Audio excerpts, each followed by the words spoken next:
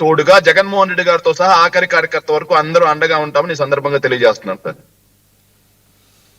Right. మొత్తానికి YSR Congress party వెంకటరెడ్డిని ఎలాంటి ఇబ్బందులకి లోను కాకుండా ఆయన కాపాడుకోవడం కోసం పార్టీకి చెందిన కార్యకర్తలు కానీ అధినేత వరకు కూడా అందరూ సిద్ధంగా ఉన్నామని చెప్పేసి వైసీపీ అధికార ప్రతినిధి శేఖర్ రెడ్డి గారు చెప్తా ఉన్నారు. సో మొత్తానికైతే వైఎస్ఆర్ కాంగ్రెస్ పార్టీ అధికార ప్రతినిధి వెంకటరెడ్డి అరెస్ట్ అనేది ఆ పార్టీ చెందినటువంటి మిగతా అధికార ప్రతినిధుల్లో కూడా ఒక ఆందోళనని ఆవేదనని కలుగు చేస్తున్నట్టయితే చాలా స్పష్టంగా అర్థమవుతుంది. సార్ ఆందోళన ఆవేదనతో పాటుగా కసి కూడా పెంచుతా ఉన్నారు సార్. ఓకే. ఆందోళన ఆవేదనతో పాటుగా కసి ఈ ప్రభుత్వం చేసే దాష్టికాలని రెట్టించిన ఉత్సాహంతో ఖండిస్తాం. ఎంతమంది పెడతారు కేసులు? 40% మంది ఓటర్లు వైఎస్ఆర్ కాంగ్రెస్ పార్టీ వెంట నడిచారు. 40% మంది మీద కేసులు పెట్టి అరెస్ట్ చేస్తారా? 38%.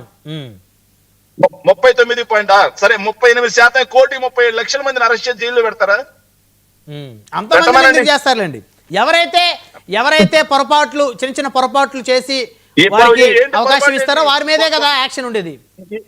సార్ పొరపాటు అంటే ఏంటి సార్? పొరపాటు అంటే ముఖ్యమంత్రి గారిని బండబూతులు తిట్టడం, పొరపాటు అంటే ఎమ్మెల్యేలు బండబూతులు తిట్టడం, పొరపాటు అంటే మహిళలకు ఏదైతే మా మహిళా అధికార ప్రతినిధుల మీద మాజీ ఎమ్మెల్యేల మీద బండబూతులు తిట్టడాన్ని పొరపాటు అంటారు. ఇది కాదు పొరపాటు. ప్రభుత్వం చేస్తున్నటువంటి దాష్టికాల్ని ప్రశ్నించడం పొరపాటు ఎలా అవుతుంది?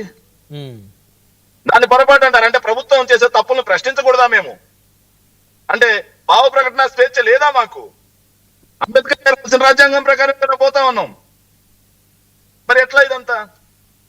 Okay right. చూద్దాం శేఖర్ రెడ్డి గారు ఏం జరుగుతుంది. ఎందుకంటే సాయంత్రానికి మీ పార్టీకి చెందినటువంటి ఎవరైతే అధినేత అదేవిధంగా కీలకమైనటువంటి అధిష్టానానికి చెందినటువంటి వ్యక్తులు మరి వాళ్ళు ఏం స్టేట్మెంట్ ఇస్తారో, అదేవిధంగా వెంకటరెడ్డి గారికి సంబంధించి మరి అంటే బెయిల్ కూడా బహుశా అప్లై చేస్తారు కదా మీరు ఆటోమేటిక్గా? రైట్. ధన్యవాదాలు శేఖర్ రెడ్డి గారు జూమ్ కాల్ అందుబాటులోకి వచ్చినందుకు.